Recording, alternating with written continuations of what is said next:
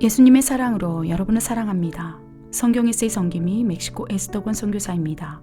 오늘은 하나님께서 인정하시는 거룩한 사람의 5가지 특징에 대해 함께 나눠보려고 합니다. 여러분께서는 거룩이라는 단어를 생각하면 가장 먼저 무엇이 떠오르시나요?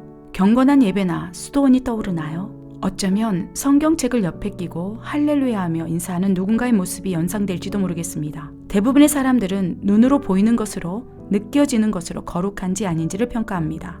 그러나 하나님께서는 이러한 외적인 조건으로 평가하지 않으십니다. 하나님은 중심을 보시는 분이기 때문입니다. 사랑하는 여러분, 거룩하신 분은 오직 하나님 한 분뿐임을 기억하시기 바랍니다. 인간은 결코 거룩한 존재가 될 수 없습니다. 왜냐하면 우리는 마귀의 자식으로 본질상 진노의 자녀로 태어났기 때문입니다. 태생적으로 거룩하지 않은 존재로 태어났기 때문입니다. 아무리 거룩하기 위해 몸부림친다 할지라도 본질 자체가 거룩해질 수 없는 존재라는 것이지요. 우리가 거룩해지는 유일한 방법은 거룩의 영이신 성령께서 내주하실 때만 가능합니다. 마치 우리가 죄인이었으나 예수님을 영접함으로 의인으로 칭해 주시는 것과 같은 원리이지요. 성령님께서 우리의 영혼육을 덮어주실 때야 비로소 거룩한 존재가 되기 시작한다는 것입니다. 거룩의 영이신 성령님을 통해서 말입니다. 성령님께서 내주하신 이후부터 본격적으로 우리를 거룩한 자로 빚기 위해 성화시켜 나아가십니다. 속사람과 겉사람의 치열한 영적 전쟁을 통해 거룩한 모습으로 빚어나가시는 것이지요. 여기서 속사람은 성령님과 우리의 영을 의미합니다. 겉사람은 옛 아비 마귀로부터 비롯된 혼과 육의 영역에 흡착되어 있는 죄된 속성과 우리의 자아를 의미합니다. 만약 속사람과 겉사람의 전쟁에서 속사람이 승리하게 된다면 그때부터 하나님께서 거룩한 자라 인정해 주시는 것이지요. 그렇다면 여기서 속사람과 겉사람의 전쟁에서 승리한 사람들의 모습은 어떠할까요? 어떠한 삶을 살고 있는 사람에게 거룩한 자라 하나님께서 인정해 주시는 것일까요? 첫째, 입으로 시인한 것을 지키기 위해 몸부림치는 삶을 사는 사람들입니다. 내가 사는 목적은 하나님입니다. 나는 예수님이 없으면 살 수 없습니다. 입으로는 이렇게 고백하고 있지만 여전히 죄 속에 거하고 있다면 아직 거룩한 삶을 살고 있지 못하는 것입니다. 입에서 시인한 것을 삶 속에서도 지켜내기 위해 최선을 다하는 사람을 거룩한 자라 인정하신다는 것입니다. 둘째, 하나님의 말씀을 붙잡고 그 삶을 살아내기 위해 결단하며 나아가는 사람을 거룩한 자라 칭해 주십니다. 만약 주 너의 하나님을 사랑하라는 말씀을 심령에 품었다면 하나님을 사랑하기 위해 몸부림칠 것입니다. 예배의 자리에, 기도의 자리에 나와 하나님을 사랑하기 위해 부르짖을 것입니다. 바로 이러한 사람을 하나님께서는 거룩한 자라 인정하십니다. 너의 이웃을 너의 자신과 같이 사랑하라는 말씀을 지키기 위해 스스로 섬김의 종으로 사는 사람을 거룩한 자라 말씀하시는 것입니다. 셋째, 하나님이 인정하시는 거룩한 사람은 세상과 구별된 삶을 살아가는 특징이 있습니다. 세상과 구별되어 산다는 것은 칩거 생활을 하며 기도원으로 들어간다는 의미가 아닙니다. 세상 속에서도 흔들리지 않고 굳건한 믿음으로 하나님을 섬기는 삶이 바로 세상과 구별되는 삶입니다. 우리는 주변에서 세상과 구별되지 않는 크리스천들을 종종 보게 됩니다. 주일에는 교회에 나와 예배를 드립니다. 그러나 그 외의 시간은 세상 속에 흡수되어 그들이 크리스천인지 아닌지 구별이 잘 되지 않습니다. 그러나 만약 세상과 구별된 삶을 살고자 결단한다면 그는 세상 속에서 드러나게 됩니다. 역시 하나님을 믿는 사람은 뭔가 다르긴 다르네. 저 사람은 신실한 하나님의 사람이야. 만약 지금 이 시선을 받고 있다면 세상과 구별된 삶을 살기 시작한 것입니다. 물론 세상과 구별된 삶을 살아감으로 핍박과 혼란과 정죄와 판단을 받을 수도 있을 것입니다. 그럼에도 세상 속에서 당당히 하나님의 자녀의 정체성을 드러내는 삶을 살아갈 때 하나님께서 거룩한 자라 인정해 주신다는 것입니다. 세상과 구별되어 산다는 것은 세상 속에서도 하나님의 자녀로서 자신을 숨기지 않고 드러내며 살아가는 것입니다. 범사에 하나님을 인정하는 삶을 살아가는 것입니다. 하나님을 증거하는 삶을 살아가는 것입니다.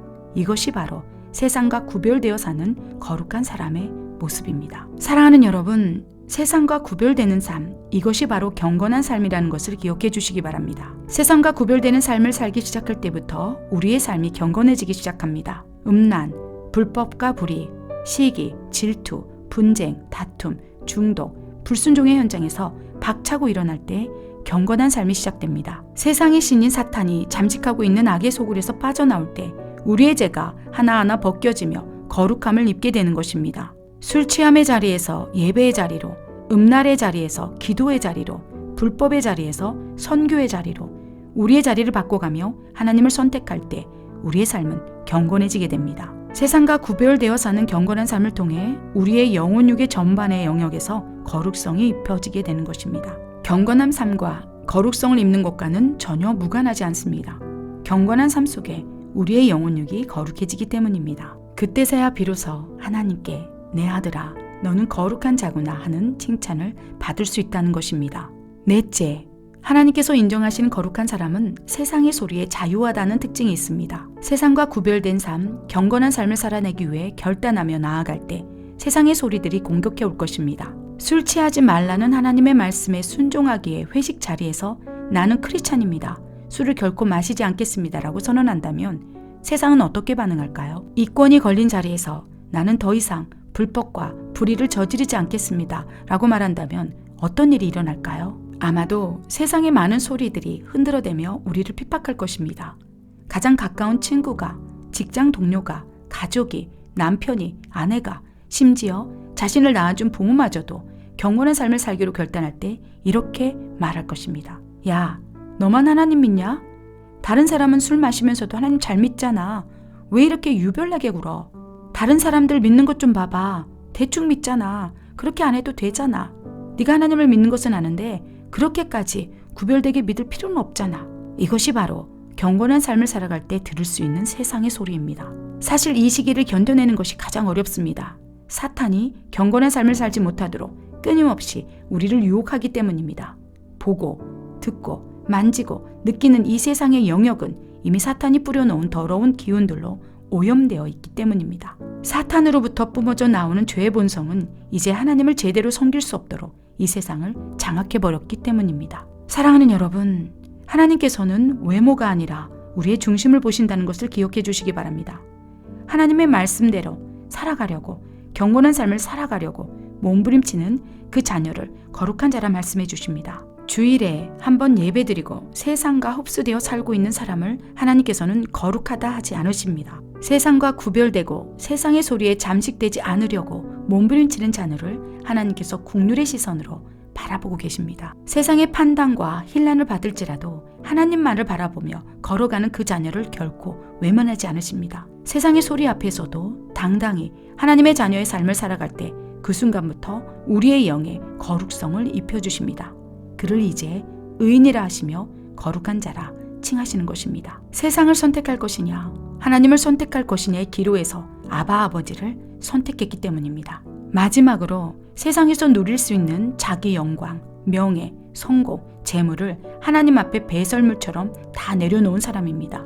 하나님께서는 세상의 재물보다 명예보다 성공보다 하나님을 선택하는 한 영혼을 찾으시며 그를 더욱 사랑하십니다. 비록 그가 세상에서 소외된 소자일지라도 여호와로 인하여 즐거워하는 그 사람을 보시며 너는 의인이구나, 거룩한 하나님의 사람이구나 하고 말씀하시며 인정해 주시는 것이지요. 사랑하는 여러분, 하나님께 거룩한 자라 칭함받는 사람은 오히려 세상 속에서는 초라하고 무능력해 보일 수 있습니다.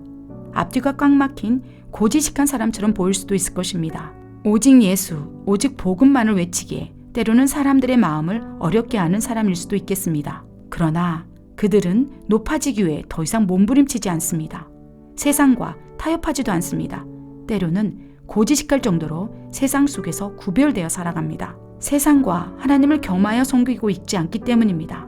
그들의 삶 속에 하나님 아버지만이 전부가 되었기 때문입니다. 그들의 영 안에 이미 하나님의 나라, 천국이 이루어졌기 때문입니다.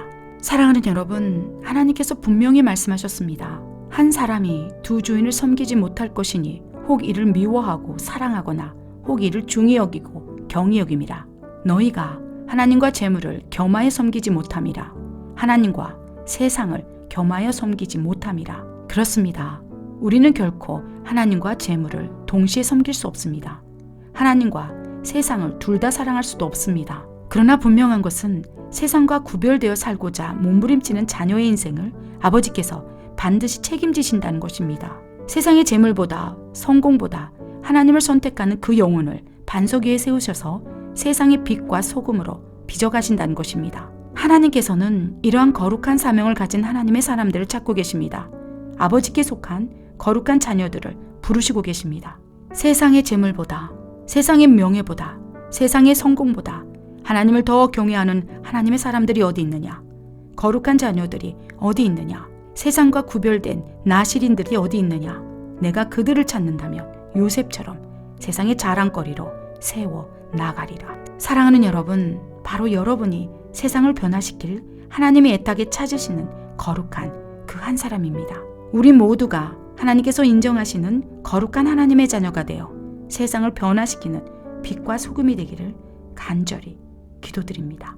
오직 너희를 부르신 거룩한 이처럼 너희도 모든 행실에 거룩한 자가 되라. 기록되었으되 내가 거룩하니 너희도 거룩할지어다 하셨느니라. 아멘.